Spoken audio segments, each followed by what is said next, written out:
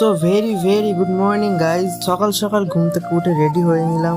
পৌঁছে গেলাম হাওড়া স্টেশনে পৌঁছে দেখলাম চারিদিকে অনেক ভিড়, মনে হচ্ছিল পুরো কলকাতা আজকে আমাদের সাথেই দীঘা যাবে। তারপর আমরা প্ল্যাটফর্মে এন্ট্রি করলাম এবং ট্রেনে উঠে পড়লাম। ট্রেন ছাড়ার সাথে সাথেই জানলার পাশে বসে সুন্দর সুন্দর ভিউ এনজয় করতে লাগলাম। বাইরে সবুজ মাঠ, গাছ, ছোট ছোট বাড়ি দেখতে দেখতে সময় কিভাবে কেটে যাচ্ছিল বুঝতেই পারিনি। কিছুক্ষণ পর দেখলাম অনেক পদ্ম ফুলের বাগান। ভিউটা এত সুন্দর লাগছিল যে ক্যামেরা বন্ধ করে শুধু তাকিয়ে থাকতে ইচ্ছা করছিল।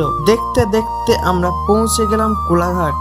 এই ব্রিজের নিচে দিয়ে বয়ে যাচ্ছে রূপনারায়ণ নদী। নদীটা দেখতে খুব সুন্দর লাগছিল, মনে হচ্ছিল একদম মুভি শুটিং লোকেশনে চলে এসেছি। তারপর নদী পার করে আমরা এগিয়ে চললাম মেদিনীপুরের দিকে।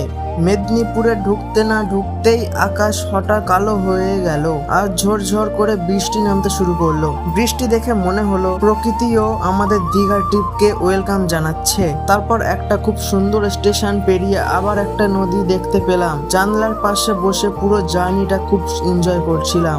কিছুক্ষণ পর আমাদের ট্রেন দাঁড়িয়ে পড়লো। প্রথমে ভাবলাম হয়তো ট্রেনের ড্রাইভার চা খেতে গিয়েছে, কিন্তু পরে জানলাম একটা এক্সপ্রেস ট্রেন ক্রস করবে বলে আমাদের অপেক্ষা করতে হচ্ছে।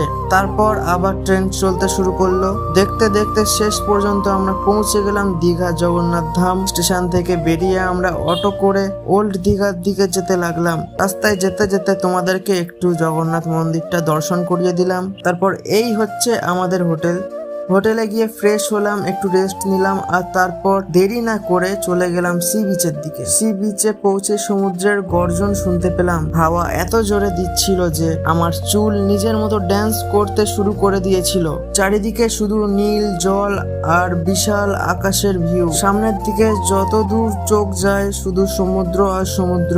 তো বন্ধুরা, তোমরা আমাদের সাথে এই সুন্দর সি ভিউ এনজয় করো, কারণ সামনে আরো অনেক মজা। আর দীঘায় অনেক সুন্দর সুন্দর জায়গা তোমাদের দেখাবো।